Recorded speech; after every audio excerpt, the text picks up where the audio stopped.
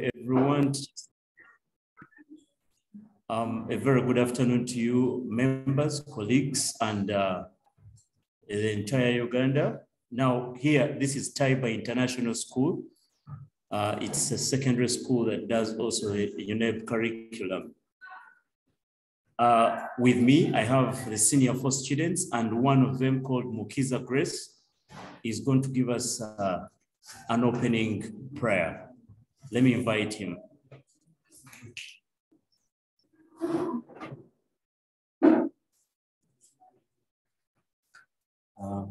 Good afternoon, everyone. My name is Grace from Taiba International School, and I request that we all humble ourselves for a word of prayer. Heavenly Father, thank you for this wonderful afternoon. Thank you for each and every person connected to this meeting. Thank you for those who are going to be teaching us and us who are going to be learning. Help us to learn very well, and those who are not yet here, quicken their footsteps, and may it all go well. May the internet be smooth. In Jesus' name we pray and believe. Amen. Amen. Thank you so much.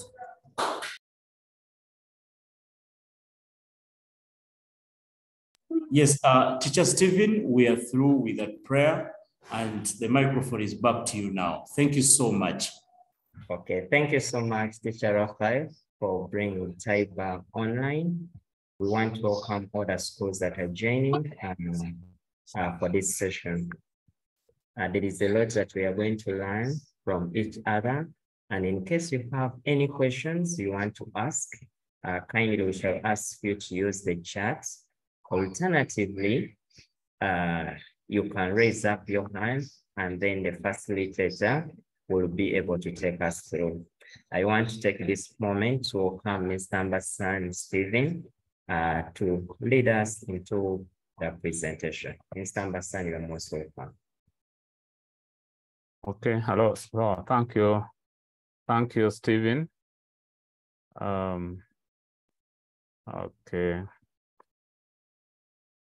Do I have the right to share my screen?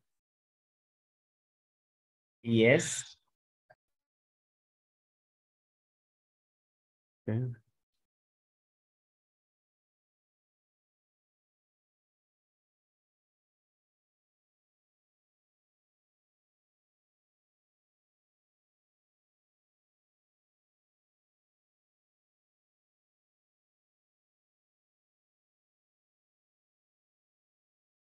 Hello? Yes, Teacher Stephen, you are clear?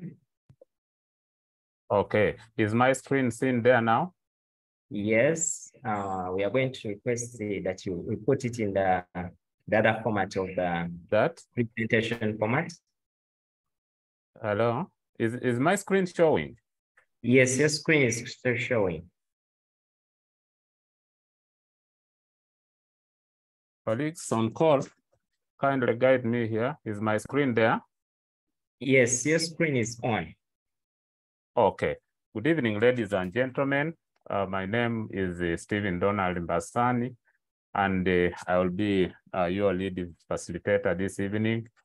I want to welcome all the teachers on this call. Now that we are here, please let's guide these learners and so that we can excel together.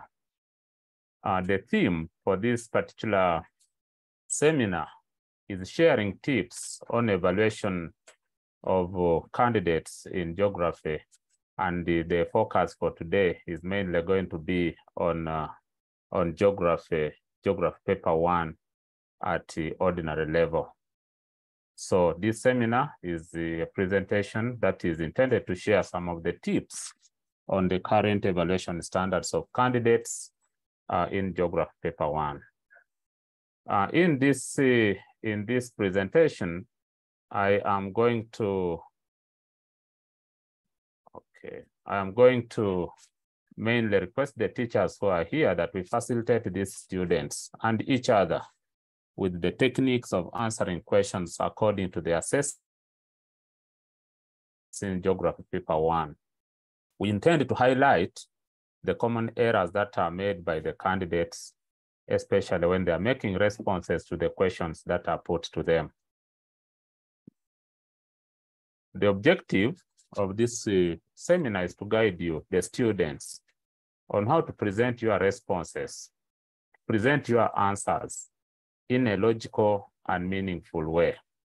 I will share with you my experience with the management of candidates, that most candidates have demonstrated that they have very good geography facts, but sometimes they end up failing to use these facts to correctly answer the questions that have been put to them. And that is something that we wish to address this afternoon or this evening as we prepare you for the mock exams, for those who have not yet started mocks, and for the final exams that will be coming in a short while. How do you use the very good geography facts that we have given you in class to be able to correctly answer the questions that are put to you? In this seminar, we are going to highlight the key evaluation issues that you need to take care of. And one of them is the narrowing of the examination command words. Ladies and gentlemen, shortly I will be sharing the common examination command words that are used at ordinary level. I want you to take care of the today, that actually over time, we have been assessing the level of achievement of the candidates basing on a scale. And that scale is known to all of us. We are assessing the level of achievement basing from a distinction 1 to an F9. Therefore, the assessment criteria of candidates is guided by the principle of separation or levels of achievement. We want to separate a distinction candidate from a credit candidate. In assessment, we want to separate a distinction candidate from a pass candidate. We also want to separate a distinction candidate from a failing candidate. It is therefore important that as you go or as prepare for the examinations, as you prepare for your mock exams, excelling candidates are those candidates that demonstrate high order thinking skills. This is a current key evaluation issue that I want each one of us, the teachers and the learners on this call, to take care of. That we have narrowed the examination command words to the level that almost all the questions demand you to give a simple explanation to qualify your fact. Let me take you here.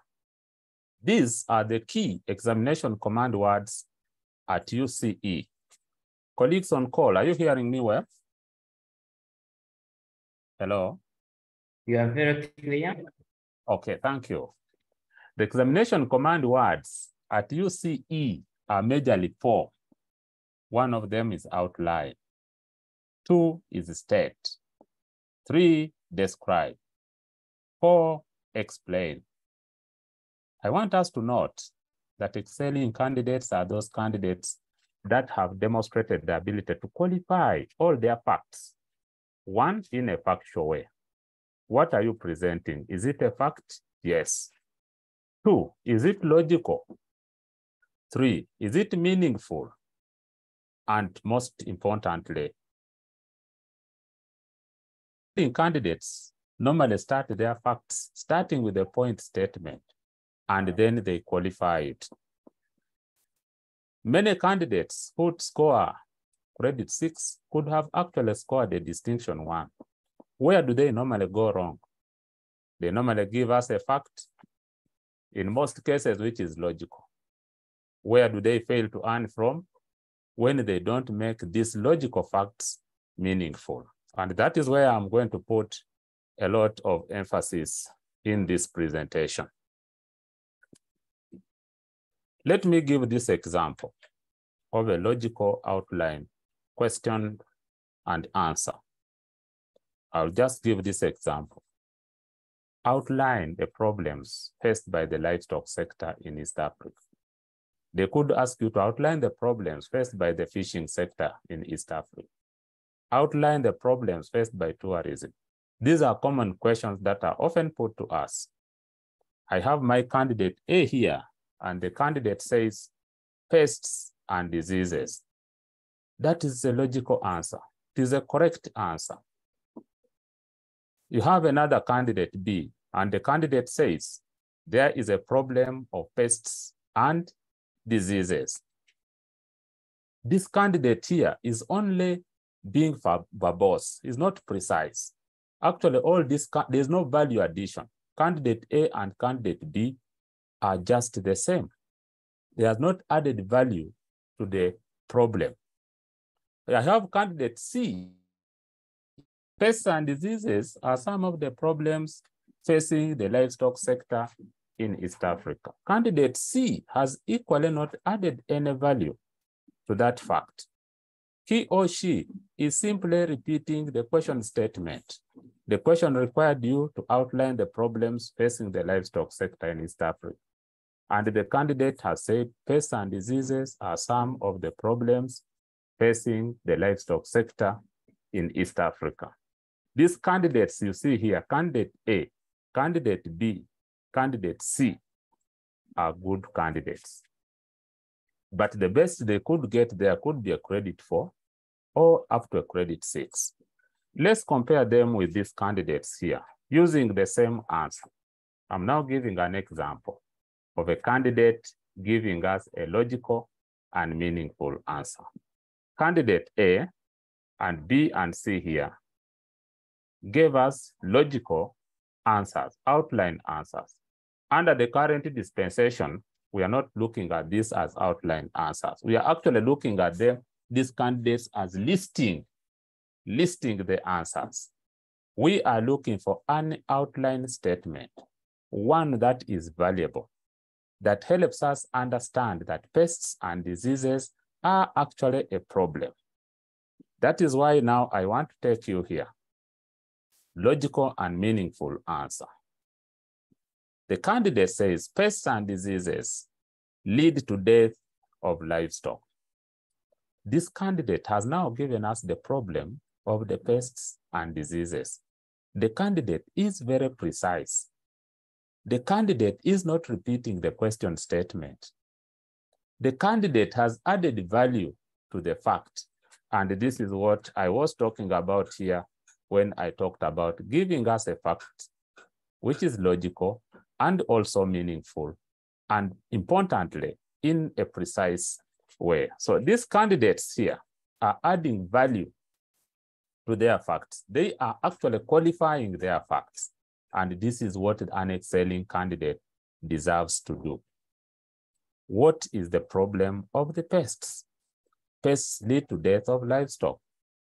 Another candidate would tell you that pests and diseases lower the quantity of livestock products. When the cows are sick, the quantity of milk becomes small.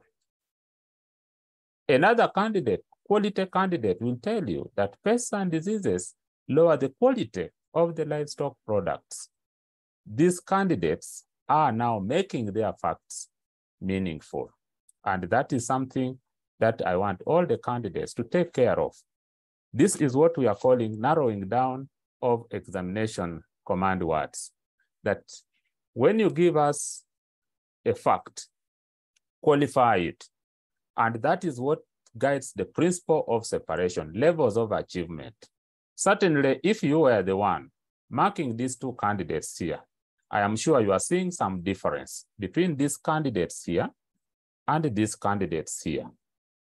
These candidates have given us a logical answer. It is correct. These candidates here have qualified their answers by telling us what the problem is. And this is something that is hurting most of our candidates who are sitting geography. They have very good facts, like I have already said, but they fail to translate these facts to answer the questions in an excelling way.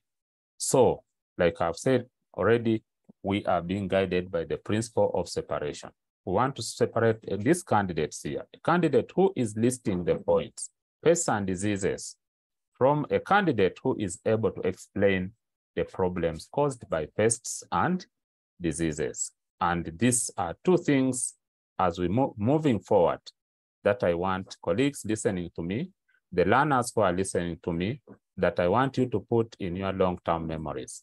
Many times you're going to find that the whole Uganda, many candidates, over 80% of our candidates are giving us logical answers. They will tell you about the problems of livestock farming, problem faced by the livestock farmers. But many of our candidates often tend to list them. What the candidates you are seeing here have listed the problems. They have told us pests and diseases, problem of pests and diseases, there's no value addition there. Pests and diseases are some of the problems facing the livestock sector in East Africa. That candidate is simply repeating the question statement. It's not precise. He or she is actually being verbose, writing too much of something that may not be required in this answer. Moving forward, I will give you some examples here. Candidates will tell us about underdeveloped transport routes. That is a good answer. It is a logical answer. But to make it meaningful, tell us what is it that what affects. Underdeveloped transport routes may limit the marketing of livestock products. If it were mining, we would say underdeveloped transport routes limit the marketing of minerals and mineral products. If it were fishing, we would still tell them that underdeveloped transport routes limit the movement or the marketing of fish and fish products. Underdeveloped transport may limit the movement of labor.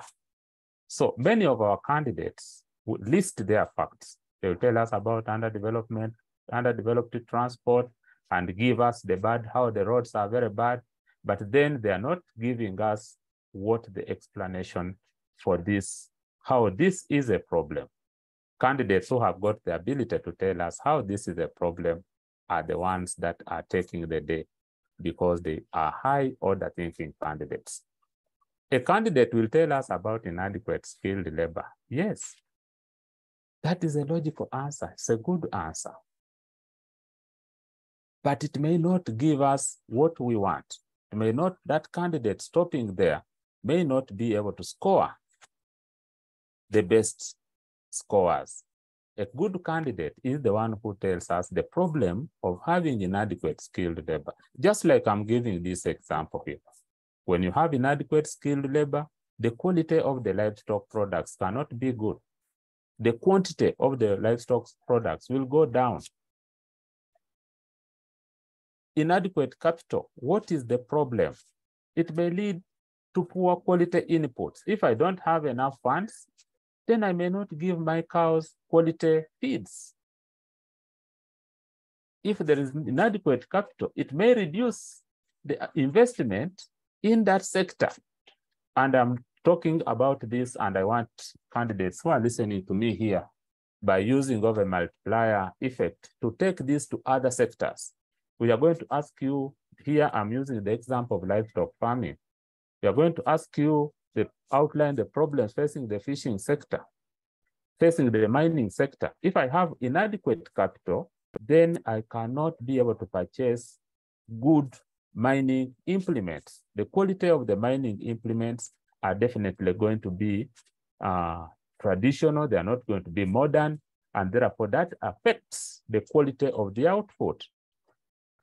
When we talk about insecurity, our basic question is, how does it constitute itself into a problem?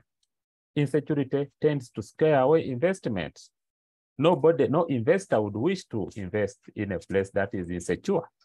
Insecurity may lead to death of people and loss of property, and therefore may discourage farming activities.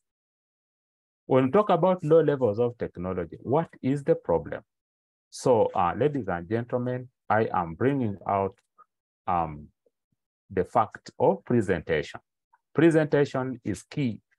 Many of our candidates are lapsing, especially when it comes to the idea of explaining or qualifying their facts. And in today's workshop, I want to overemphasize the idea of qualifying your fact in a precision way. You don't need to write a sentence of 100 words to explain the problem of underdeveloped transport. So I'm talking about presentation skills. Functional writing skills are key in qualifying your facts. Okay, let me leave that one. I've already explained the problems. The other key issue that I want to bring to your attention today, as we try to harmonize presentation skills, you are going to find questions that expect you to describe. Like I have said today, I'm mainly handling presentation of facts. What is it that is failing our candidates, despite the fact that they have got very good facts? What is it that is failing them to get maximum scores? I have already talked about outline.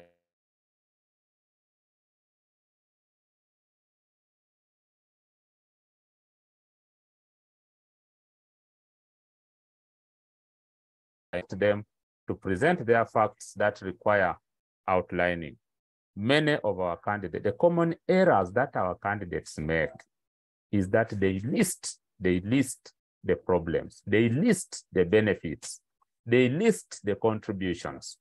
We are looking for candidates who are high order. Excelling candidates are candidates that demonstrate that extra effort to tell us what is it that the problem is that is caused by the problem they are trying to bring up. The second example I'm bringing to the fore are questions that require you to describe. These questions normally require you to describe the conditions. Describe the conditions that have favored the development of tourism, the development of fishing, the development of mining.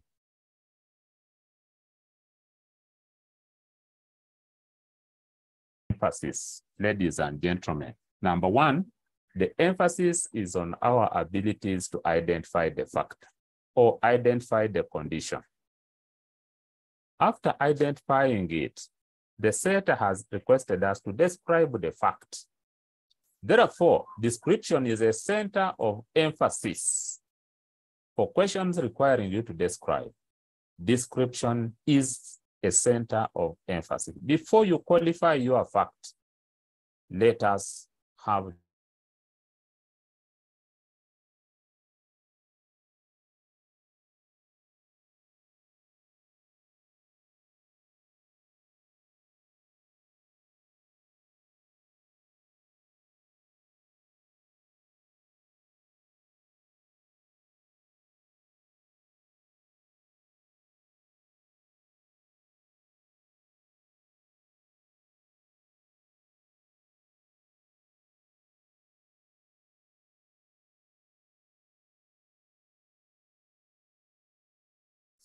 Well, it's very unfortunate that our friend has some issue with internet. Nevertheless, he's going to join in because he's going to rejoin in because he's now making his internet a bit stable so he can proceed.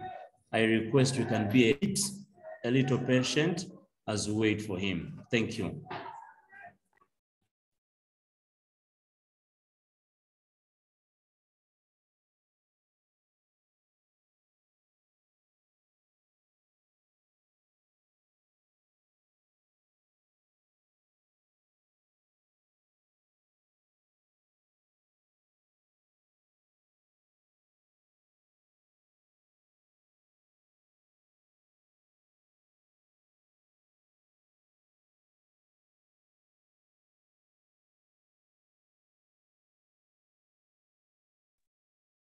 Okay, hello? Yes, hello, Chief. We can hear you now. Sorry about the okay. internet. Sorry.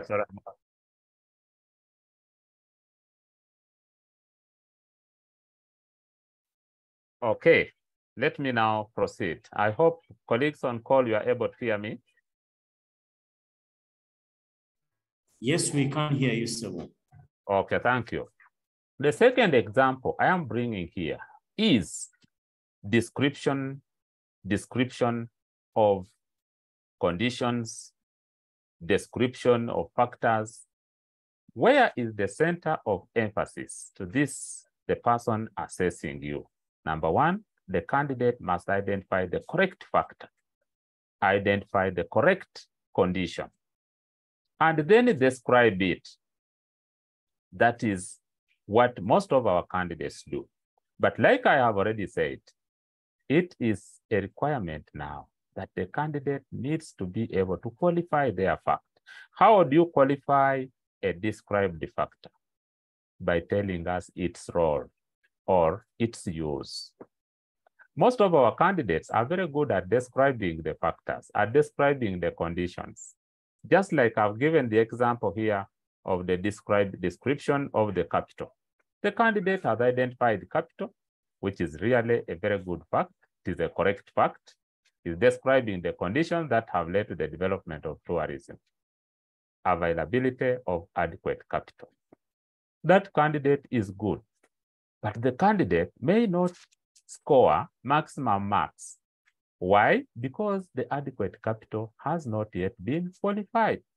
Qualify your facts by telling us the role or the use of the condition, the role or the use of the factor. I have given an example here. I'm now trying to qualify the factor of adequate capital.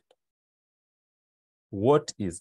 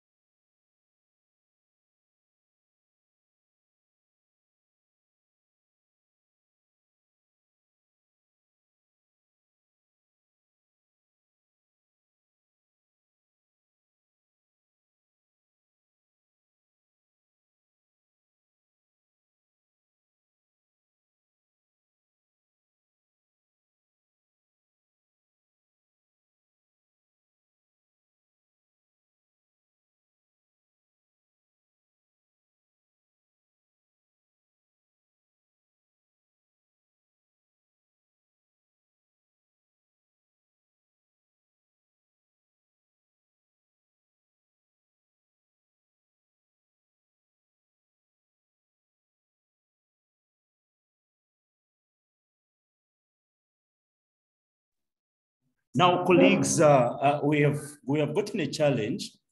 The facilitator has gone off because of a few reasons, and one of them could be internet. So I'm kindly requesting that if we could maybe take on the discussion as he joins in, so he will find us maybe as we are taking on. And at this very point in time, I want to request maybe, because I'm seeing Infinix Smart 5, maybe unmute and we hear from him or her. I don't know who is using Infinix Smart 5. You could maybe unmute and talk to us.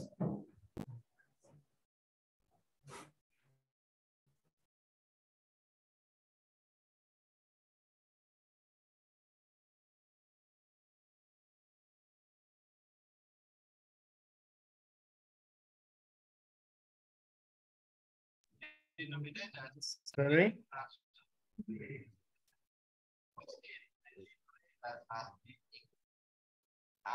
Mr. Ambassador? Yes, please. I'm up on call. Yes? Yes, please. Okay, okay. Yeah.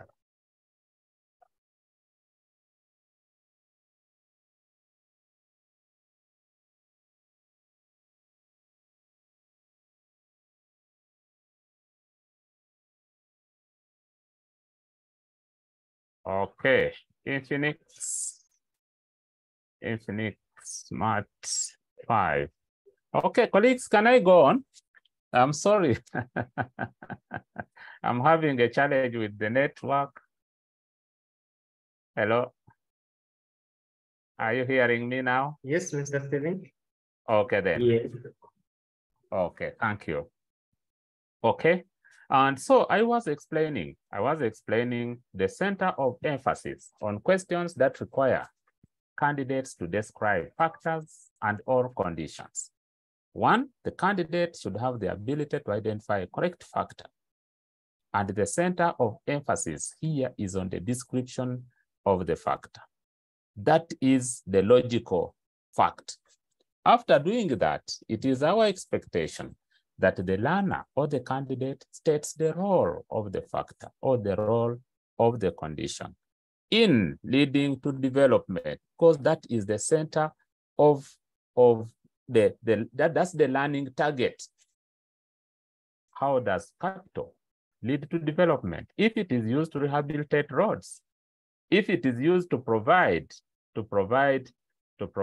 medical supplies in the hospitals, if it is used to buy farm inputs, how is capital going to lead to development? If it is used to get fishing gear, that is the candidate who is scoring maximum scores. So, ladies and gentlemen, again, I want to implore you, be aware of questions that require you to describe conditions, questions that are requiring you to describe factors. Identify a correct factor. After identifying a correct factor, then describe it with a correct adjective, descriptive adjective, and then qualify it by telling us its role.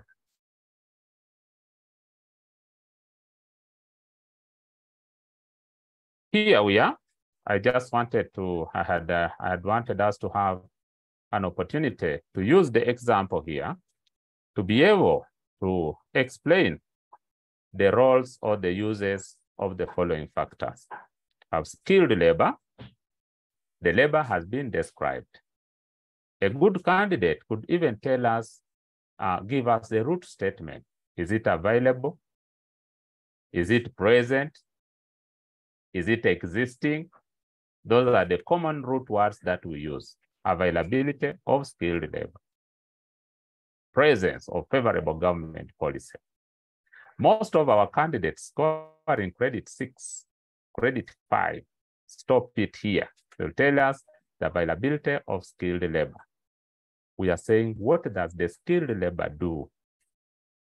Availability of skilled labor to process farm products. Availability of skilled labor to process fish and fish products, availability of skilled labor to market fish and fish products. That is the role of skilled labor. Choose the use that is appealing to you. Favorable government policy, good fact. What is lacking is the candidate's ability to qualify what favorable government policy does to development. Favorable government policy encouraging investment in the tourism sector. Favorable government policy providing security to investors. Favorable government policy of providing land for construction of industries or construction of industrial parks. The learner is qualifying their fact. High order thinking learners are the learners that are excelling. Many of our candidates in this country will give us this list. They will list these factors. They will even describe them. The thing that is normally letting us down is their inability to tell us the role or the use of these factors. What does efficient transport do? It helps us in the marketing of fish and fish products.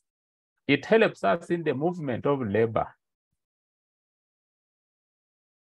What does efficient transport do? It helps us in the linking of industries to the potential markets. That is the candidate who is getting maximum scores. When you say there's ready market, for what? Ready market for fish and fish products in the urban areas. Ready market for fish fillets in the European Union countries. The learner is now telling us the role or the use of the factor. My dear good colleagues and learners on this call, this is something I also want us to put in our long-term memories. What is it that is making us, every time we are in the examination rooms, when we come out, we have outlined all the points. Say, did you talk about this? Yes, I did. Did you also talk about, at that moment, we all seem to have actually given the same facts. What is it that is separating us? What is separating us is the ability or inability to qualify our facts by telling us what those factors or what those conditions do, explaining to us the role or the use of a given factor. Questions. I'm now on example number 3. There are questions that are going to demand you to explain contributions. I've just used tourism here, and I want you to just use it as an example to transfer to other sectors. Questions that demand you to explain contributions. Again, most of our candidates who do not excel are those candidates who identify correct contributions, but they don't tell us their use to development. I have again given an example here of foreign exchange. Say, explain the contributions of fishing, explain the contributions of mining, explain the contributions of farming to the development of East Africa. And the candidates are quick to tell us these very, very good contributions. Foreign exchange, it's a source of revenue. Very good logical answers. What is it that is making our learners not to score maximum scores? Many of our learners will stop at listing. Tourism is a source of foreign exchange. Tourism is a source of revenue. Tourism leads to infrastructure development. What we want, what we are expecting a high order thinking candidate is to tell us the use of the foreign exchange, to tell us the use of the revenue. Remember, this revenue can be obtained and somebody eats it under corrupt tendencies. How do we see the contribution of the revenue when it is used for constructing roads, when it is used for stocking hospitals, When it is used for paying civil servants, then we are seeing development. So I just had some other factors here to explain. I've already explained foreign exchange. What does foreign exchange do? By the way, most of the candidates sitting UCE in this country are going to give us the same facts: foreign exchange, revenue, development of infrastructures, leads to international relations, source of employment opportunities, it leads to the diversification of the economy. Very good and logical answers. Who is the candidate that is earning scores? The candidate who tells us the use of that contribution. I have given an example here. Foreign exchange, what does it do? When we get the dollars, we use it for promoting international trade. How do we realize foreign exchange in development? When we use it for construction of roads. How do we realize foreign exchange in development? When it is used to stock the health center. And that is what we are looking from you, to be able to score the maximum marks or the maximum scores. How do we notice that the revenue is being used? How do you see, you and me, how do you see revenue in development? When it is used for construction of roads. When we set least development of infrastructures like roads, good. How do we see the road in development? When it is used for marketing goods and services. When the roads are used for easy mobility of labor. When this road is being used for transportation or for linking production areas to potential markets in a precision way. In 8 words, foreign exchange is used to promote international trade. The candidate has identified a correct contribution as foreign exchange and has explained that foreign exchange is used in promoting international trade. Good candidate. The candidates are going to tell us fishing, mining, promote international relations. Very good. The fundamental question before you now is, how do you qualify international relations in development in a precise way? Good international relations promote trade. They promote peace. Good international relations promote security. There's no country that would wish to go to war with another where they are having good international relations. That is what we are looking for. The learners will tell you how these sectors offer employment opportunities. Good. The question before us is, how do we see these opportunities in development when there's an improved standard of living? That is what we want you to tell us. Mining is a source of employment opportunities, leading to improved standards of living. When I'm employed, I'm able to get the basic necessities.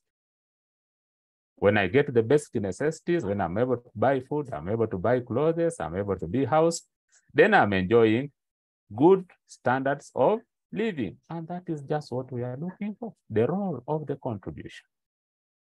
The candidates tell us about diversification of the economy. Very good. What is the importance of diversifying an economy in development?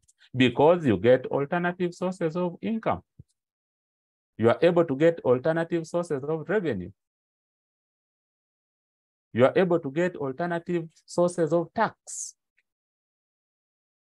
That is the simple explanation that we are demanding from. And these candidates who are excelling and those candidates who have got the ability to demonstrate that they know these facts and they are able to tell us what their roles and what their uses are. If there's development towns and urban centers, how do we see development in the development of a town and urban center? Social services are brought closer to the what? To the people. So, ladies and gentlemen, this is my humble guidance. Okay, this is just what I've been explaining as facilitators' notes. I thought this would be an activity for us to do, but okay, I'm just giving information, and I hope that this information shall be useful to all of us that are on call.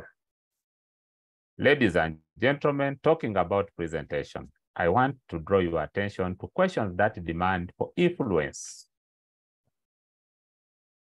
I have given examples here. You will going to find questions that are asking, explain the influence of relief on land use.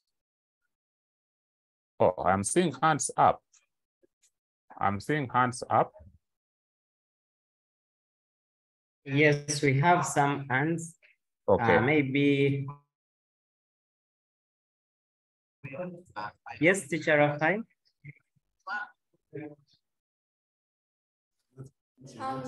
Good evening. Good evening. My name is Nyamate Kimberly from Taba International School. Yes. I had a question. You're saying problems and you say lack of adequate capital. Would you get marked? Yes, you'll still get marked, but when you say lack of adequate market, lack of adequate capital, what is the problem when you lack adequate capital? No, if you can explain, but you're beginning with lack of. Lack of. Yes. We are, in most cases, discouraged because of the word lack of. Because actually, many times the capital is actually there, but it's just inadequate. Have I answered you? Okay, thank you. We have another one. Yes. Infinix.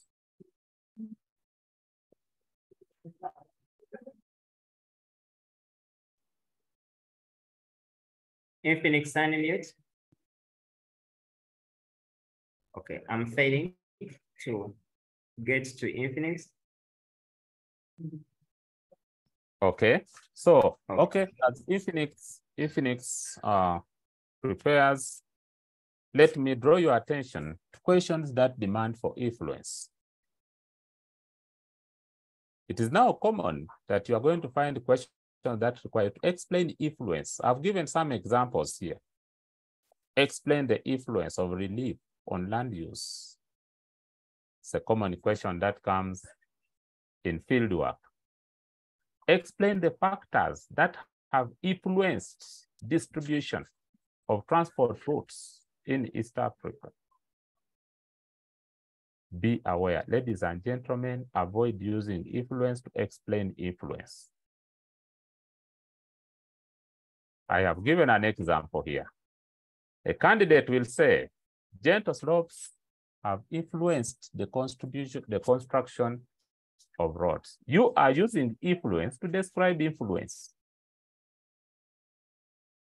A candidate may say, urban centers have influenced the development of roads. You are using influence to describe influence. What are we expecting you to do? Use influencing words to explain influence.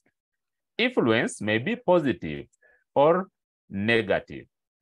What are the key commonly used influencing words? The key commonly used positive influencing words are favored, encouraged, attracted. Let me check if I have an example here. No. Okay. Now, in this case, for example, a good candidate would have told us gentle slopes have encouraged construction of roads. The encouraging is the influence. Urban centers, towns and urban centers have attracted construction of roads. The attracting is the influence. A candidate will tell you that the steep slopes discourage construction of roads. That is a negative influence of that nature of relief on the development of transport. The discouraging now is the influence. Ladies and gentlemen, avoid using influence to describe influence. And that is an area which is torturing many of our candidates. They use influence to describe influence. Gentle slopes have influence. Urban centers have influenced. This and this has influenced. Steep slopes have influenced. No. The best way to approach questions that require influence is by using influencing words. And like I'm saying, influence could be positive or could be negative. Steep slopes hinder the development of railway lines. The hindering now is the influence. Swampy areas have limit the construction of roads because they are waterlogged. The limiting now is the influence. Avoid using influence to describe influence. And that is something that is killing our candidates in that area, especially in map work and field work. They want to use influence to describe influence. And we are saying, no, let the influence actually come out. Influencing words can also be used to show relationships in map work, in field work, in connecting relationships between, say, human activities, climate and human activities at given stations. There's a common question. I see Godfrey's hand is up.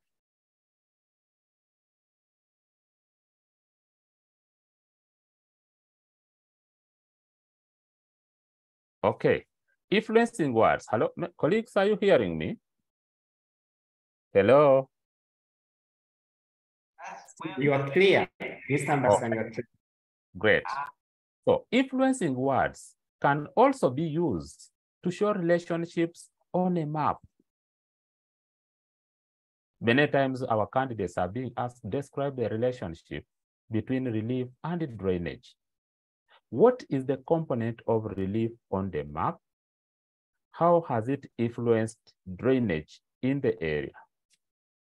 Tell them well-drained areas have encouraged the construction of well-drained areas, well-drained, or say steep slopes are well-drained.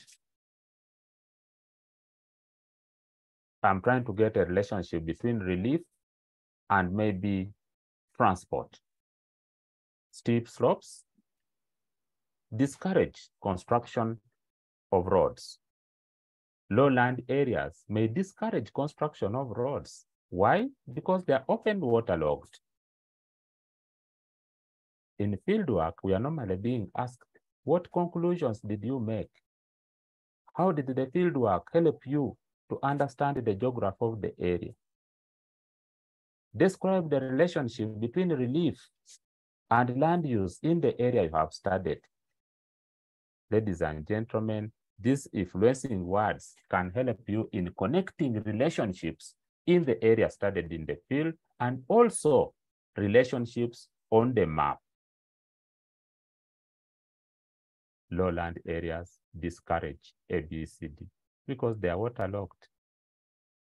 Transport routes have attracted settlement because of easy mobility.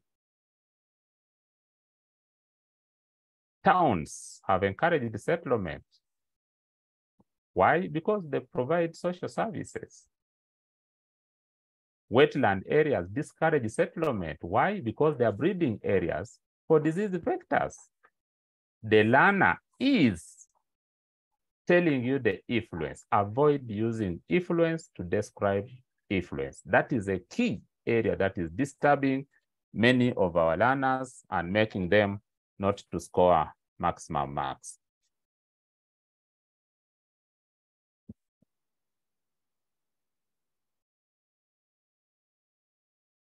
Ladies and gentlemen, I want to draw your attention to questions that require you to study. There are questions, where did I have? Okay, it is here. Questions that demand you to study. There are questions that are going to demand you to study. Whether you like it or not, in paper one, there's a question that's going to ask you to study the map extract. Number two, there's a question that is going to ask you to study the photograph. There's a question that's going to ask you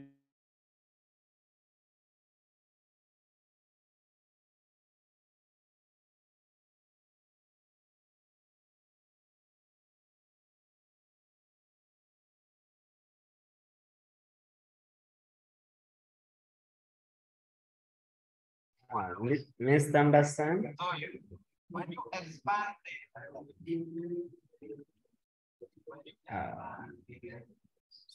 very, very seriously. And that is what I want you, ladies and gentlemen, on this call to take quite seriously. All the answers, what are our expectations on questions that require you to study? For example, study the map extract. Candidates normally give us very, very good facts. We are requesting that all the answers must be implied and illustrated with a specific example on the map. Failure to give us a specific example on the map, my dear good candidate, is a demonstration that you have not studied the map extract. When you are demonstrating, when you are responding to your questions on photographic interpretation, the reason we talk about the grounds, the different grounds on the photograph, the foreground, the middle ground, the background, the left background, the left middle ground, is to help you imply and illustrate your facts. When you identify a fact, tell us in which ground it is found. Describe the factors that have favored an economic activity in the photograph. Tell us this transport. Why? Because I have seen a road in the foreground. Tell us you have seen labor, the skilled labor. Why? Because you have seen people. You have seen settlements in the left foreground. The learner is telling you that they have actually studied. They have studied the photograph and they are answering the questions after having carefully studied the photograph. They are interpret. That is why we say photograph interpretation. We are requiring that the candidate should be able to give us a specific period of change. For candidates who are doing statistics, they are going to ask you, describe the trend of fish exports between 1990 and 1995. Candidates nowadays have got a tendency of telling us the trend is generally increasing. The trend is decreasing. The trend is unstable. The trend is fluctuating. Excuse me. Where is the point of separation? One, give us a specific period. Between 1995 and 1996, there was an increase. The candidate has given us one, a specific period of change between 1995 and 1996. Number two, he has also told us the trend between that specific period, that there was an increase. An excelling candidate is that candidate now who tells you the specific quantity of change that between 1995 and 1996, there was an increase of, if it increased from 600 to 500 tons, that means the increase was by 100 tons. So the learner will tell us the quantity. An excelling learner, an excelling candidate is the one who tells you the quantity of change. A trend is a change. That between 1995 and 2000, there was a decline. Subtract and give us the quantity of change. Ladies and gentlemen, like I'm noting here, all the candidates normally give us more or less the similar answers, but it is these nitty-gritty details that separate you. What is it that is separating our candidates? Questions that require you to study. Ladies and gentlemen, you must demonstrate that you have studied. You must demonstrate that you went to the field by referring to the area that you studied. You have been to Kasenyi, you are talking about Bendegere Hill. Without referring to Kasenyi, it is now another field work. Please tell us that Bendegere Hill, northeast of Kasenyi Fish Landing Site, has been used for construction of telephone masts. The learner is connecting the surrounding to the focal point area that they actually studied.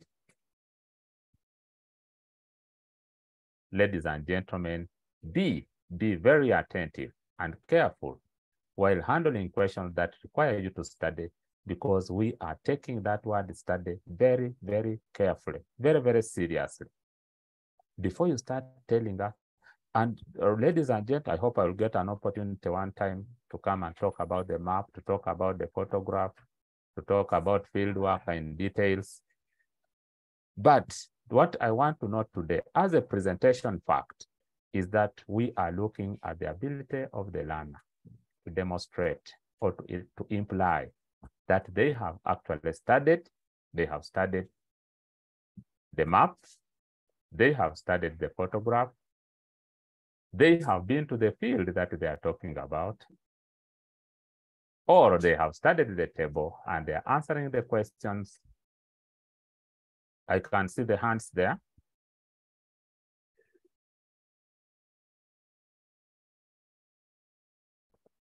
Entire girls. Yes, we can take the Entebbe girls. Yes, please. Entebbe girls unmute.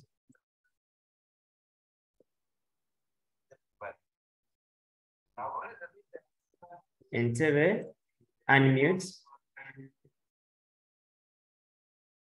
Okay. Okay. Sorry, Entebbe unmute.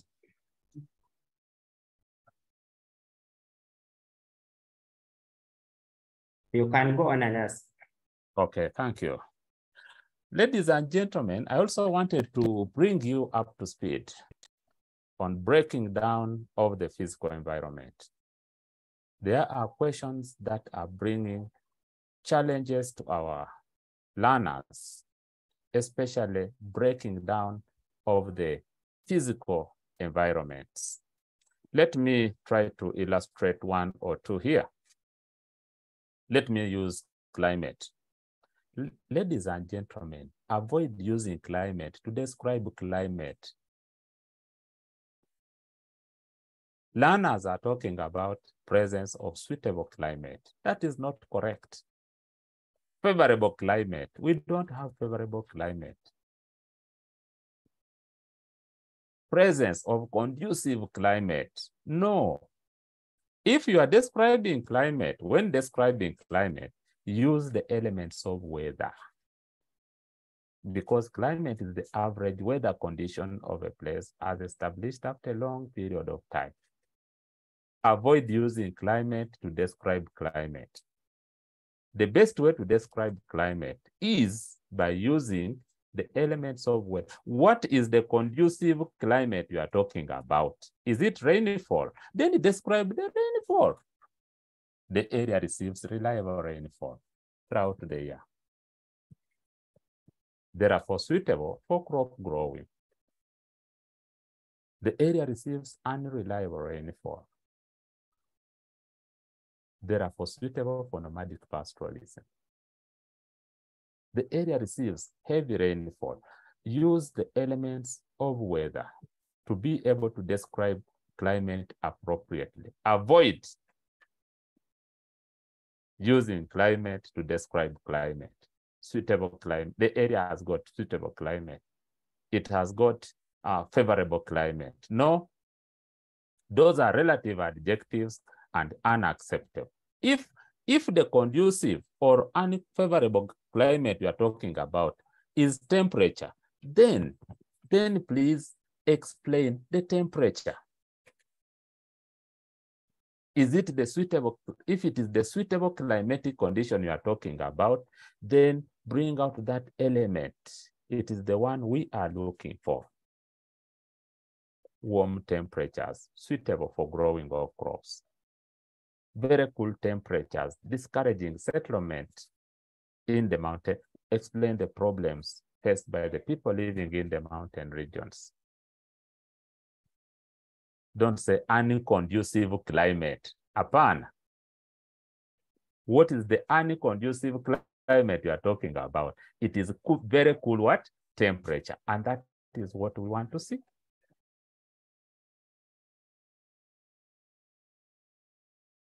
There is always this challenge when learners are describing vegetation. I've used the climate and vegetation because they are related.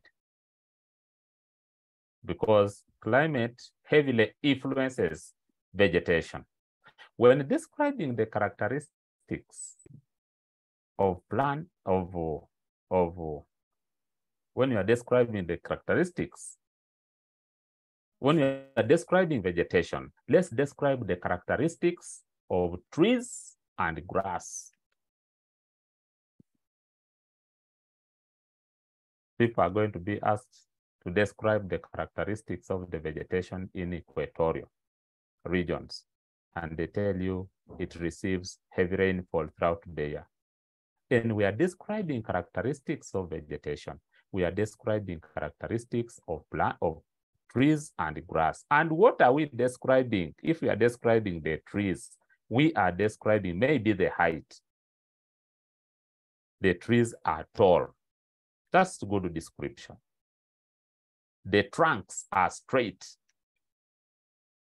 When we are talking about savanna, we are saying the trunks are twisted. The trees, we are describing the leaves. In the equatorial vegetation, the trees are broad-leaved. We are describing the leaves. In the semi-desert areas, the trees are small and needle-shaped. Ladies and gentlemen, this is a question that is challenging our learners so much. When they ask them to describe the characteristics of vegetation, they end up describing the nature of climate in the vegetation, where in the type or nature of vegetation that is under question. See, they describe the characteristics of this vegetation. What are we describing? We are describing the characteristics of trees and the characteristics of grass. We describe the roots. It's equatorial vegetation, right? Talk about buttress roots. If we are going to talk about, we are going to talk about maybe distribution of the trees. In equatorial vegetation, they're closely packed. In savanna, the trees are scattered. What is the appearance? They're going to tell us that these ones have got canopies. The other ones are cone-shaped. The other ones are umbrella-shaped. Ladies and gentlemen, I am bringing this up because it is something that continuously disturbs our learners, especially relating vegetation to climate. The biggest error, let me say it that way, the biggest error, learners end up describing climate instead of describing the characteristics of the vegetation. I also wanted to bring you to speed on description of processes of formation of landforms. This is an area where the learners write a lot and continue repeating themselves. What are the core areas that we are focusing on? One is the definition, where applicable. Describe the processes that have led to the formation of the Rift Valley. Define the Rift Valley. The process is faulting.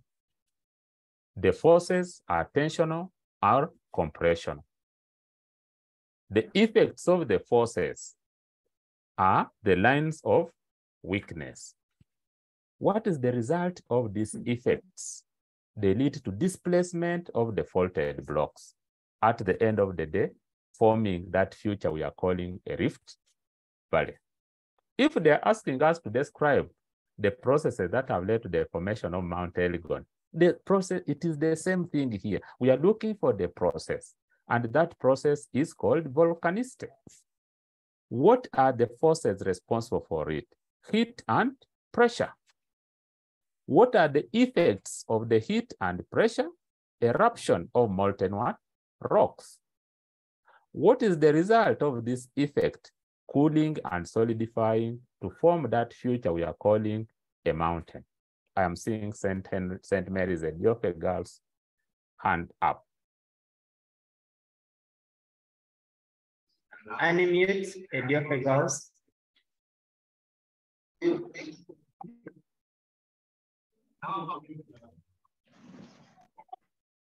Yoke girls, go on.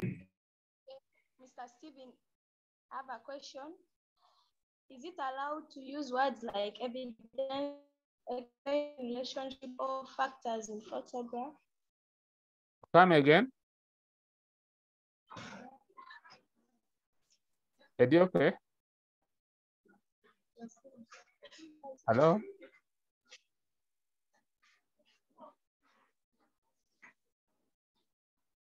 Ediope?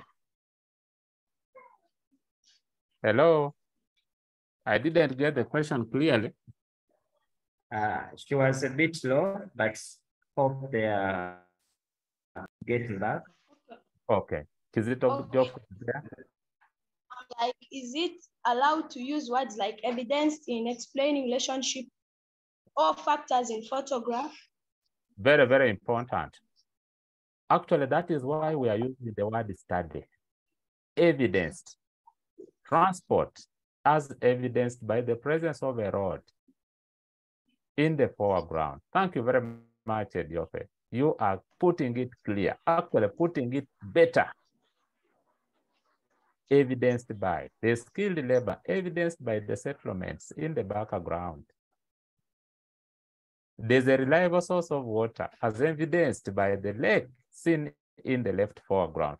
What I want to overemphasize here is your ability to read the answers from the photograph, to read the answers from the map, to read the answers from the table, to read the answers from the field, that the answers you are giving, me who is coming from Lumino and you who is in Arua, you are doing a field work on Arua market. I want somebody who has never been to Arua to read facts about Arua market without hesitation, because it is you who was there and what you are giving us is a report of the activities you conducted while you were there. Thank you very much, Ediope. Oh, okay. So I was explaining this, that many times questions that are asking the candidates to describe processes of landform formation, the candidates tend to be too verbose. They write too much. What are we looking for in this essay? One, the ability of the learners to bring out a process. And it cuts across. If it is a Rift Valley, the process is faulting. If it is a volcanic mountain, the process is volcanistic. If it is Lake Choga, the process is warping. What are the forces? If it is faulting, then it must be tensional or compression what? Forces. If it is volcanistic, then the forces must be heat and pressure. What are the effects? If it is faulting, then it will normally lead to lines of weakness. It could be normal faults or reverse faults. If it is in volcanistic, the effect of heat and pressure will be an eruption. What are the results? If it is faulting, the results are definitely going to be either down displacement to form a Rift Valley or an upthrust to form a block mountain. If it is volcanistic, what is the result of the effect? There's going to be cooling and solidifying. If it cools near the vent, then it will form that feature. If it moves over a long period, a long distance, then it may form a what? A lava plain. So I am just bringing out this to help you understand in preparing your presentations, where we are demanding you to describe processes of formation of landform features. Talking diagrams, let us support what we are writing with diagrams. However, for a diagram to score, it should be a talking diagram that even without you telling us about tension and compression of forces, you have already put the arrows to indicate that the actions, and even written it there, that the actions of tension have led to the formation of normal faults. I can see you RDT there. Hello. You are RDT, unmute. Mr. Stephen? Okay, please. let's hear from you, Aditi. Yes, you are ready to go on.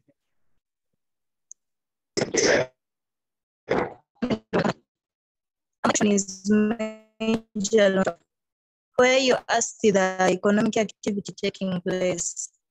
I suppose to state the economic activity and give the evidence even when you're not asked to give it. Okay. What I can guide here is where you are, be aware of photographs which are very rich. The setter of the question is always going to be specific. Identify the activity taking place in the foreground. Identify the economic activity taking place in the middle ground. Be very careful with photographs which are very rich. You're going to find a photograph with a very nice road and the transport activities taking place, but there is forestry in the middle ground. And the setter sometimes becomes very specific and says, identify the economic activity taking place in the middle ground. And the learners quickly, because the foreground is very appealing, they will only read the idea of the middle ground when they are already out of the examination room. It is not necessary for you to give the evidence. The evidences are going to come in the subsequent questions, because the subsequent questions are definitely going to be related to the activity. Explain the problems carried out by the people carrying out the activity. Then there we shall be demanding for the evidence. Why is it that, what is it that makes you say that these people here are vulnerable to snake bites? Because there is a bushy environment. Why would you say that these people here are facing maybe a problem of pollution? Because I'm seeing an industry with a chimney. So at the point of stating the economic activity, it may not be necessary for you to state the evidence that it is crop growing because of, it will be a specific thing that is seen in a specific ground. The evidences are going to come in the subsequent question because they will be demanding you to demonstrate that you have studied the photograph and you are using the photograph to be able to answer the questions. I can see Brian Muganga there. And unmute. Brian.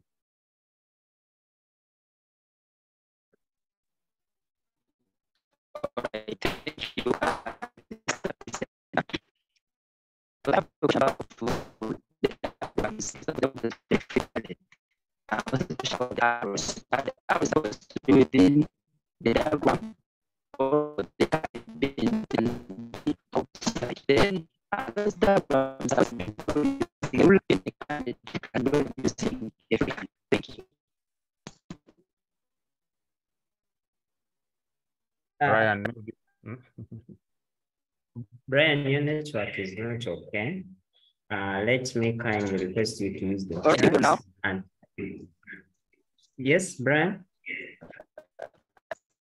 Yes. No, it's not clear. Type in the chat. Okay. You are editing.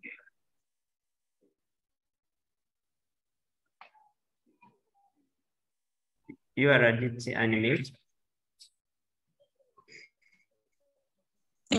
My question is I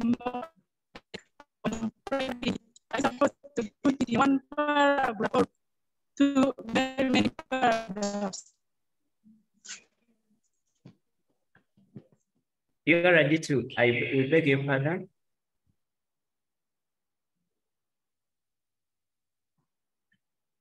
My question is that you mostly in and graphs. Are you supposed to describe the trend using one paragraph or very many paragraphs? Each paragraph must be able to contain a fact. Please use as many paragraphs as the facts that you have. If I'm describing the trend between 1990 and 1991, that will be one paragraph. I can describe another trend between 1991 and 1992. That will be another paragraph. I will describe another trend between 1995 and 2000. That will be another what? Another paragraph. So the paragraphs will be as many as the facts that you have. It is important that you paragraph your work. It gives it a very good visual impression. If each paragraph is explaining a fact. I wanted to draw your attention actually as I tend towards the end of my presentation today to an issue that is also disturbing many of our learners, and that is the type of question. Let me peruse through them quickly. One, we have what we call the open-end questions. These are questions that have got no limitations. The candidates earn by giving maximum points. Many times when I have opportunity to facilitate students, they ask me, how many points are we supposed to give? If a question is asking you, describe the factors that have favored tourism activities in East Africa, it is open-ended. You earn more from writing more. You will candidates earn by giving maximum points. Two, if it is a closed or dead-end question, the responses are already limited by the setter. Dead-end questions are questions that are going to ask the candidates, for example, state 2 crops grown on Kilombero Valley irrigation scheme. The setter has already predetermined the responses. It's looking for 2 crops. Under the current dispensation, if you give out 3 crops, the third one may not be assessed, because that's a lubric infringement. Close or dead-end questions are questions that are asking, explain the physical factors that have favored irrigation farming on Mwayatebere irrigation scheme. We are looking, the setter has already closed the question to physical factors. Don't now talk about skilled labor, about well-developed transport, about favorable, those are not physical factors. Talk about the relief, gently sloping relief. Presence of a permanent source of water. The setter has already closed the responses to a certain thing that you must be able to respond to. And in such circumstances, many of our candidates tend to misfire because they read the focus of the question when they are already out of the examination room. Okay, Saint Maria Assumpta. This must be a Jumani. Yeah, sure. Sir, unmute. Sir, may you please help us in the guidelines, for example, in photograph interpretation, some of the questions where they say you should give examples to the related place where the photograph have been taken. Okay. Thank you very much. And she's asking, how do I identify an area in East Africa where the photograph has been taken? This is what the guidance I can give you. The first 4 chapters of East Africa are mainly physical geography factors. And in those factors, we are talking about the physical geography of East Africa. We are talking about the relief, areas that are highlands, areas that are covered with this type of vegetation, areas that are covered with this type of drainage, areas that are covered. You pick from the photograph any outstanding physical feature and use it as the evidence. If I see a towering mountain, then I will select any area in East Africa that has got high mountains. If I see an area that has got a large water body, Then I will pick an area that is associated with or located near a water body. The water body will be the reason. I'll say this is Ginger, because they were always saying, giving reason for your answer. State the area where the photograph was taken. The best guidance I will give you is interpreting the physical outlook of the photograph. The area is near a large water body. Choose an area in East Africa that is near large water bodies. They say it is Mwanza. Why? Mwanza is a port on Lake Victoria. If I'm seeing an area within an environment that is densely forested, then I will choose an area in East Africa that is known for having dense forests and say, this area is Mavira. The question will be, why? Because of the presence of a dense forest seen in the middle ground. If I am seeing an area which is well built, for example, on a water body, then I can deduce that this area must be a port. I will choose any port in East Africa. So we don't have specific areas that have synonymous with the, but the guidance I can give you on this call is for you to interpret the physical environment, the physical outlook of the area on the photograph, and use the physical appearances as the reasons for the choice of those areas. I can see Raphael is on call. Okay, yes, Teacher Raphael. Thank you so much, sir. I had a question. Yes, please. Yeah, my name is from Taiba. And the question, there are some questions that you might find whereby they ask explain the factors that have led to the development of maybe agriculture in East Africa. And then in the mark allocation, there are like 6 marks. How do I know that I need to only give 3 points that are well explained to get the 6 marks, or I should give 6 points which are explained so that I can get qualified for the 6 marks? The guidance I want to give you on this call is avoid predetermining how the 6 marks are going to be allocated. My guidance here is, if it is an open-ended question, then please pour your all. Give us all the facts and leave us to predetermine how the 6 marks are going to be allocated. Otherwise, if you are going to say, I'm going to give 3 points, which I will explain, and these people are going to give me 2 marks on each of the points, it may not happen that way. It may be a ruling that for a fact to earn a mark, it must be fully explained.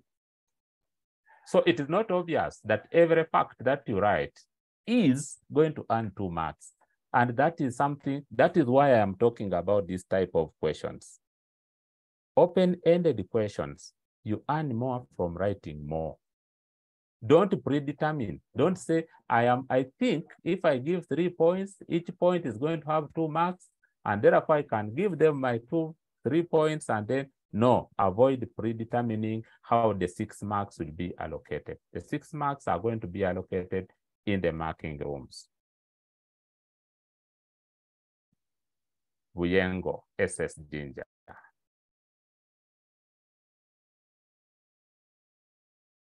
Unmute, Buyengo, unmute.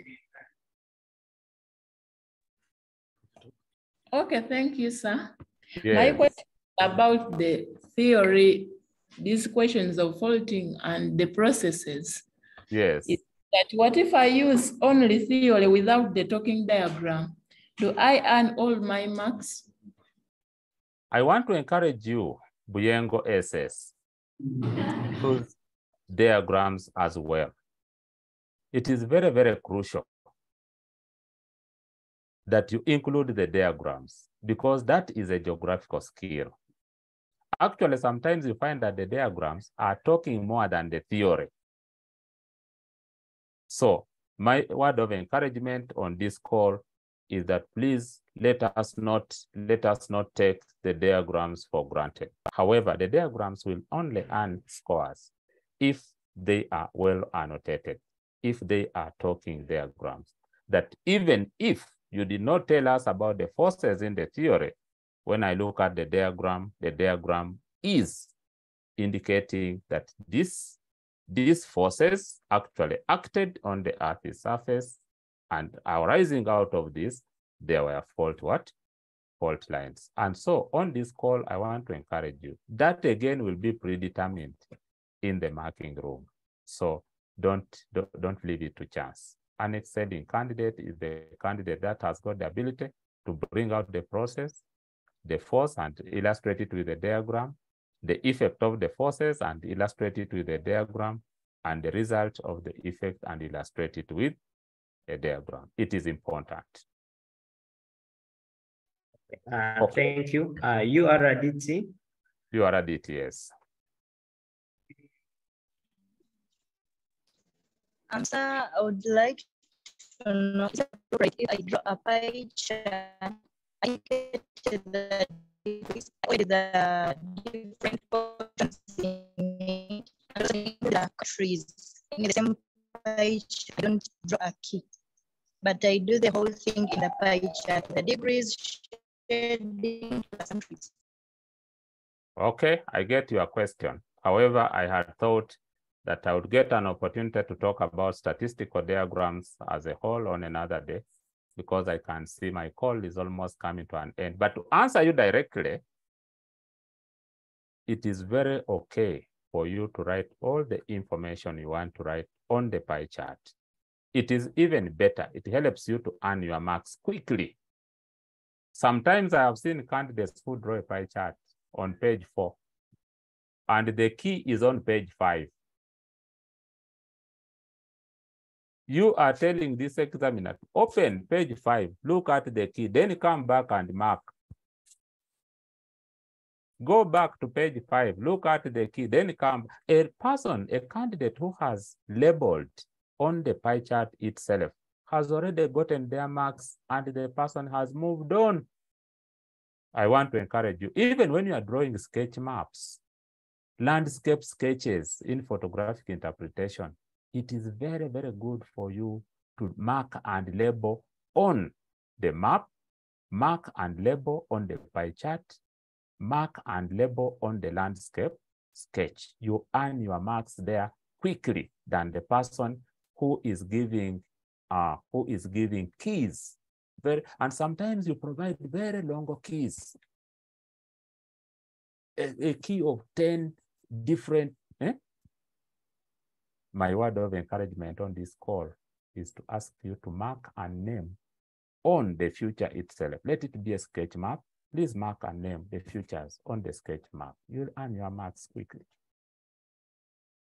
Let me talk about the tensed questions. Tensed questions is an area where our candidates are doing badly. And those are questions that are asking, for example, what has been done? What measures are being taken? Suggest the possible solutions. The learners are very good at setting their own questions and answering them. They say, what measures are being taken? The learner tells you what has been done. The learner sets another question and gives you what should be done. Ladies and gentlemen, I want as functional writing skills, candidates should maintain the tense of the question, because that is how the guide is prepared. What steps are being taken to solve the problems of this? Tell us what is being done. Foreign investors are being encouraged to invest in the tourism sector. Roads are being rehabilitated to improve the movement of the tourists. Hotels are being constructed to improve the accommodation of the tourists. The learner is giving you their facts in the tense of the question. Be aware of tidy questions. Tidy questions are questions that will say, for example, in D, part 2, they say, what steps are being taken to solve the problems in D1 above? In this case, D2 is somehow tied to the problems of D1. Therefore, the answers of D2 should be answering the problems of D1. And these are called tied questions. What did I put as problems in D1? There was a problem of inadequate capital. What steps are being taken to combat the problem? Then I will say foreign investors are being encouraged to invest here to provide capital for the tourism sector. I have already put a problem. There's a problem of underdeveloped transport. What steps are being taken? Then I'll tell them roads, the Ministry of Works is improving, is rehabilitating roads to improve. These are called tied questions. Where we are having tied questions, it will also be good for you, the learners, to try to answer. Actually, it's normally questions that ask for steps to combat problems from another question. Okay, I have two hands there, Awara College and Zeo.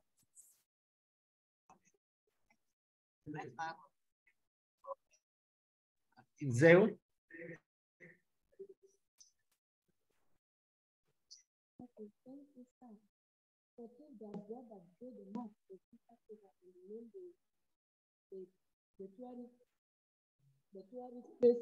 You are a bit low, Zeus.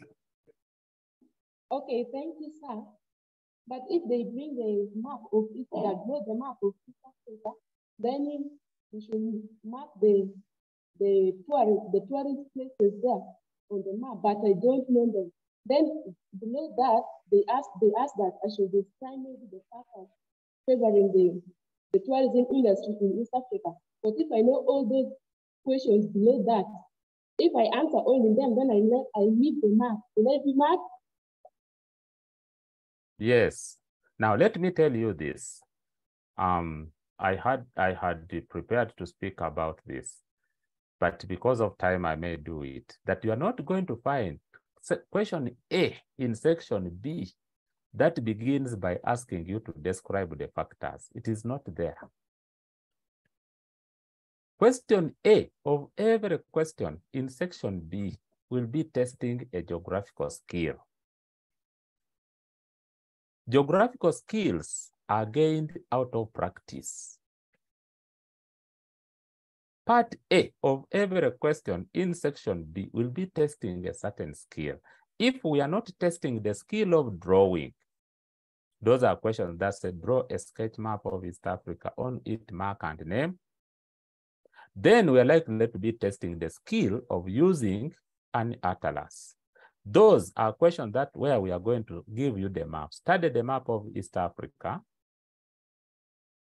and answer the questions that follow. Then say name lakes marked A and B, rivers marked C and D. If they are not testing those two, then most likely we shall be testing the skill of drawing a statistical diagram. So if they are going to ask you that one, nobody is going, it is a practice. Practice makes perfect. And I want to encourage all the students on this call that for all the topics that you are covering, it is very, very important we get to know the location of those aspects. What are the key tourist attractions in East Africa? Where are they located? It is a requirement. Actually, let me put it here now, that as a student preparing or a teacher preparing candidates for examination, especially for subjects with objective type questions like Geography paper 273/1, you need to understand the expected coverage of the syllabus. All the questions are going to come from here. The maps you are asking me whether you are going to draw, they are going to be found in the syllabus book. If you don't do this, then you are likely to get shocked. Sometimes I have heard people saying, you see, the outspotted, the thing is not on the syllabus. When I ask them whether they have been able to look at the syllabus book, they haven't. As a student preparing to do examination, a teacher preparing candidates to do examinations, it is very crucial that you have a glimpse of the geography teaching syllabus. And not only geography, but also other syllabi. I see many hands up there. Maybe we can sort them out and then I will wind up. Okay. Awara College.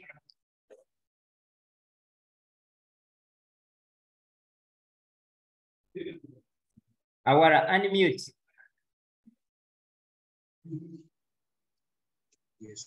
Yes, thank you, facilitator. We Yes. would like to know how to get scale when working cross-section. Thanks. I have a full presentation on map work. And I don't know, but getting a scale in map work, already we are given contour lines, and contour lines will normally reflect the nature of the actual contour lines already are good at giving us the vertical scale. What I normally guide the learners to do is use the vertical interval already provided for on the map before you start visiting to look for any other scale anywhere. The person who has made the map has already given you a scale, which is determined by the vertical interval. Use the vertical interval. It is the easiest thing for you to use when you're doing a cross section. Before you start adding the highest and then the lowest and dividing by this and this, please use the vertical interval. It has already been given to you there. It's the appropriate scale. If you have got the vertical interval clear, then it is consistent. So I normally advise candidates under such a when I that the best way of doing the sign off the vertical interval. It is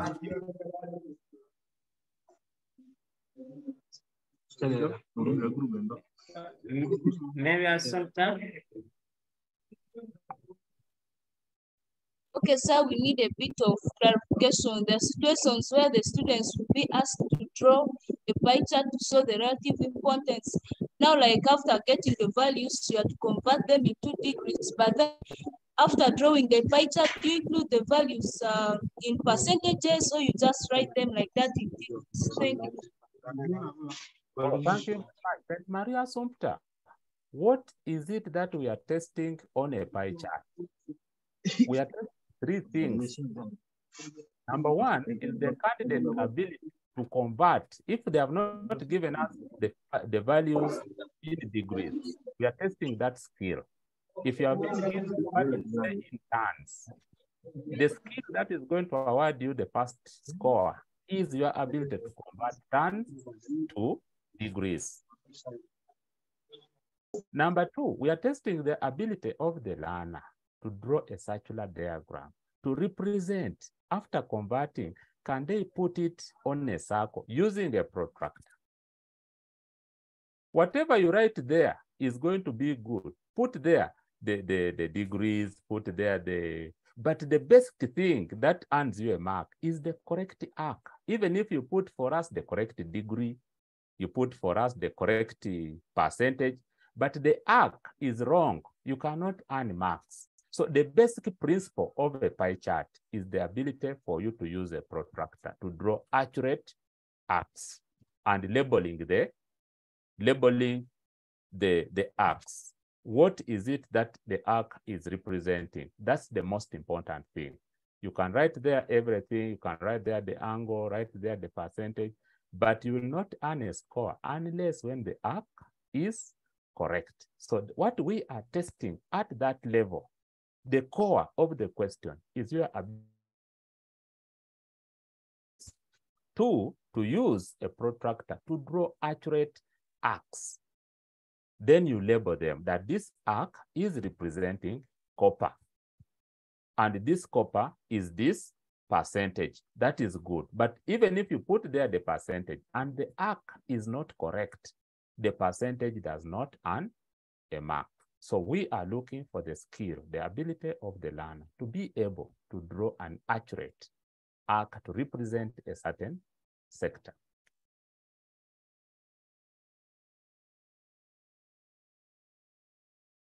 St. Mary's the Ethiopia.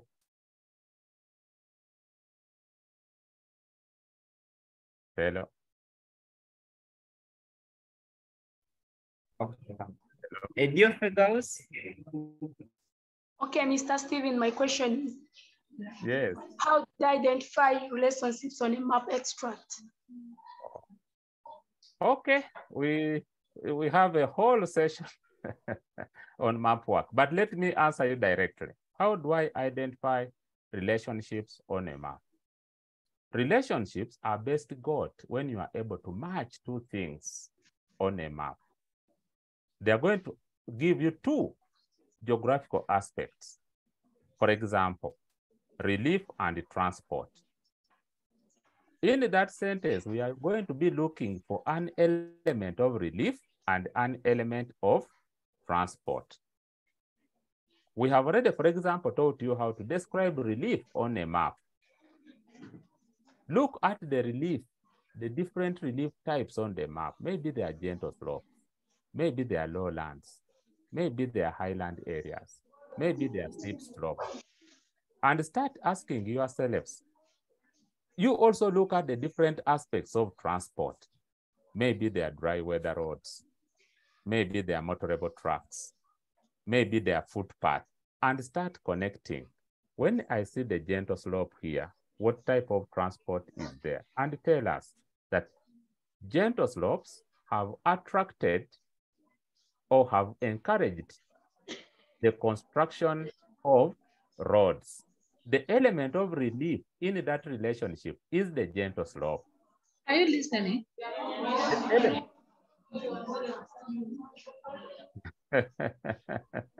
The element of transport in that statement is the road. How are they related? That is why I earlier said that influencing words are easily used in the description of relationships on a map. If what is the element of relief is the gentle slope. What type of transport that is there? It is a road.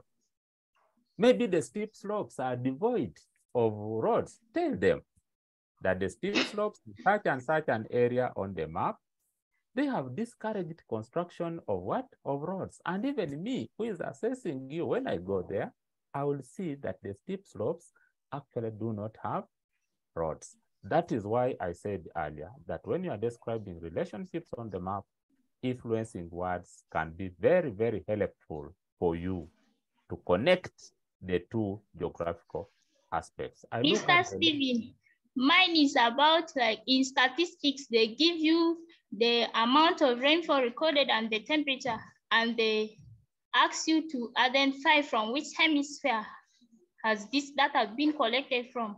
How will you approach the question? Okay.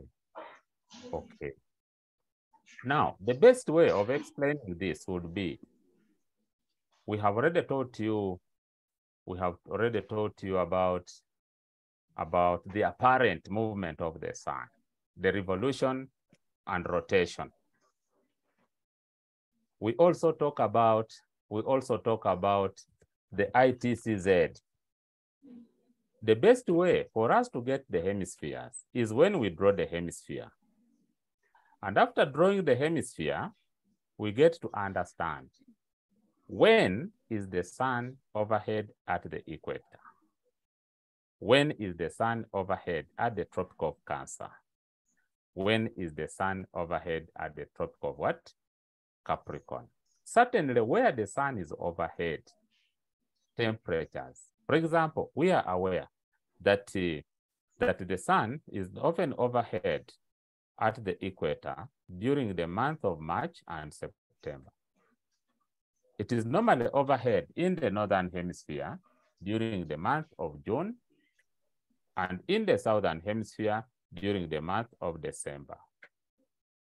If I'm going to find climate statistics that indicates that this station is receiving hot temperatures between the month of November, December, January, then it is most likely that this station is in the southern hemisphere. Why? Because during this time, the sun is overhead in the southern hemisphere, and therefore it experiences warmer temperatures than in the northern what? Hemisphere. Sometimes you are going to find that the areas that are receiving the hot temperatures, they are also receiving heavy rainfall, meaning there is there's convergence. The intertropical convergence zone is in that area. What is it that is converging? It is the winds that are converging. Where there are hot temperatures, there's low pressure. Winds tend to move from areas of high pressure to areas of low what? Of low pressure. But that is a very long explanation that I wouldn't want to make. But the hemispheres can be determined using the apparent movement of the what? Overhead sun. If I'm going to find that I have a station where the temperatures are cool during the month of June, then I can be able to deduce that this hemisphere is in the southern hemisphere. Why? Because the month of June is experiencing cool temperatures when the sun is overhead in the southern what? Hemisphere. If I'm going to get climate statistics that connotes to hot temperatures between the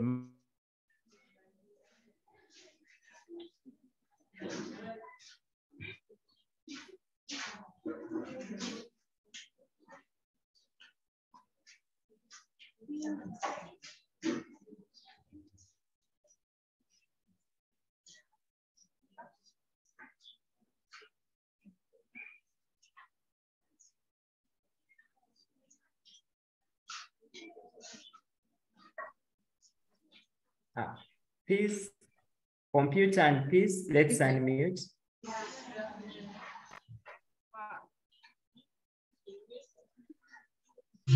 Computer unmute. Thank you, dear facilitator. I would like to know whether if the question comes, to what extent was faulting responsible for the formation of landforms in East Africa? And if I try to explain the processes of faulting into details with the examples, and I only add the other factors that has led to the development of landforms, will I get all the 25 marks, or there will be some limits there?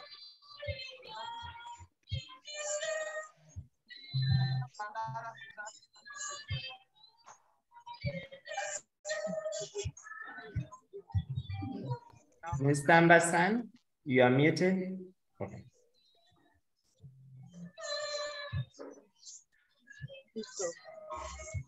Mr. Ambasan, have you picked the question? Okay, I had okay, let come again.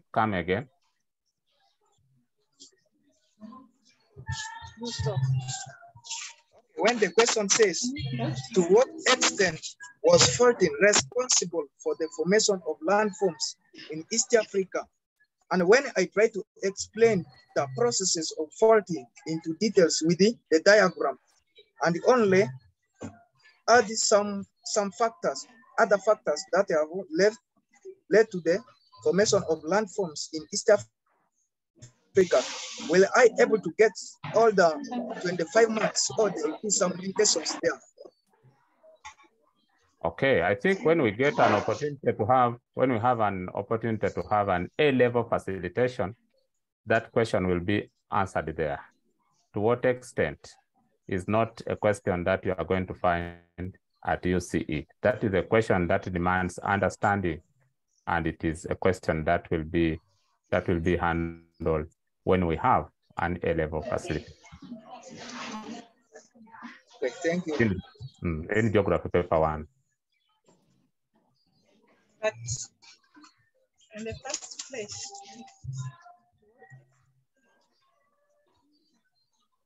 okay. Toloma, please. Toloma, please. Unmute. Toloma, please.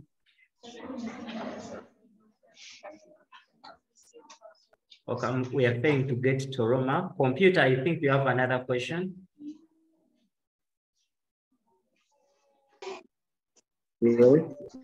Yes.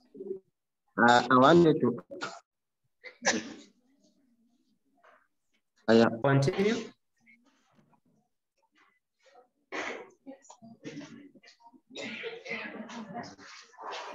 Oh, we are failing to get them. Computer, we are failing to get you. Okay. Okay.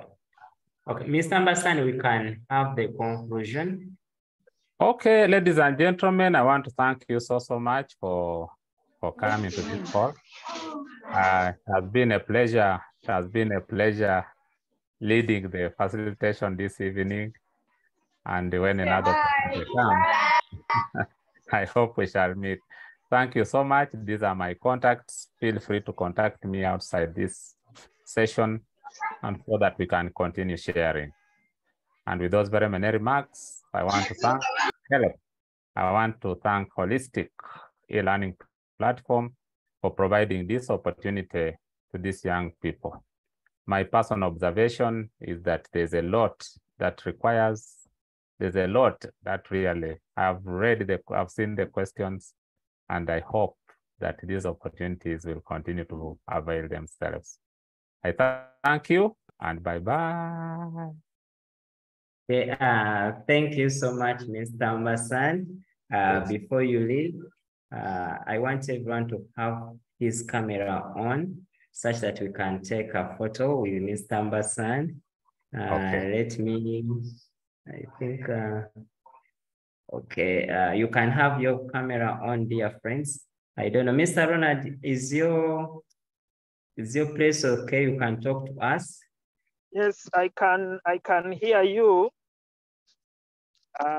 Sorry, I'm trying to make my way to Karuma. I'm in between from Pakwachi, and it's not very easy for me to follow, but I've been able to catch the very last comments. Mr. Ambasani, I cannot thank you more than enough. I think we need more sessions of this. Let us review what we are getting here, and let us tell the whole country that this is possible, and we need more people to get involved so that they follow and they benefit from these sessions. As Ministry of Education, we are committed to close the learning gap, and we will do whatever it takes to ensure that we close this learning gap. Thank you, Holistic e-learning platform. Thank you, everyone who has supported us, and let us continue. Over to you, Mr. Kaziva. Thank you so much, Mr. Ronald. And we want to thank Mr. Ambasan so much. Mr. Ambasan, we are really very grateful, and I'm very sure we are going to have you once again because it has really been very good. We want to thank all the schools that have joined in, all the teachers.